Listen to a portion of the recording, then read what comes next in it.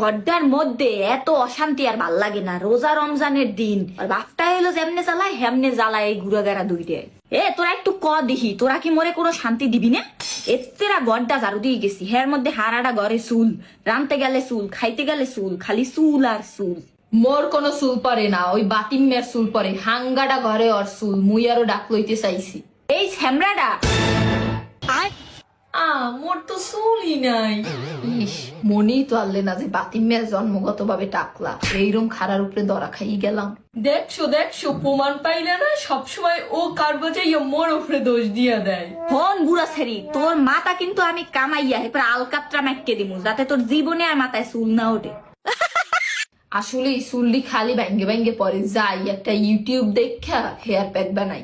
এই যাই আবার হেয়ার প্যাক বানাইতে, মোর রান্নাঘরটারে এখন আবার মাইকে থুইয়েইবে। প্রথমে একটি ডিম নিন, তার ভিতরে মরিচের গুঁড়া, হলুদের গুঁড়া, জিরার গুঁড়া, লবণ ভুলেও দিবেন না, তাহলে কিন্তু আপনি আজীবনের জন্য টাক হয়ে যাবেন। ভিউ পাওয়ার লাগিয়া এরা কিরম ভিডিও বানায়। দূর ছাতা, প্যাকই বানাবো না।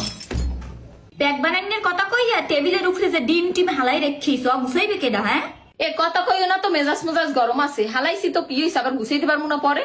অজাতের গোষ্ঠী, একখান কথা ছোয়ান যায় না, খালি ক্যাসক্যাসাইয়া ওঠে। দেখ পাশের বাসার ভাবি তোর লেগে কি প্যাডাইছে। কি প্যাডাইছে? কোনো খাও? হয় তোর চুলের খাওন। কই দেখি। Wow, hair combo. ভাবি তোর লেগে hair care with Sahara page দিয়ে অর্ডার দিয়ে আনছে এই হেয়ার কম্বোটা। 100% প্রাকৃতিক উপাদান দিয়ে তৈরি, চুলের যত্নে বেস্ট। ওয়াও, বিএসটিআই দ্বারাও তো অনুমোদিত।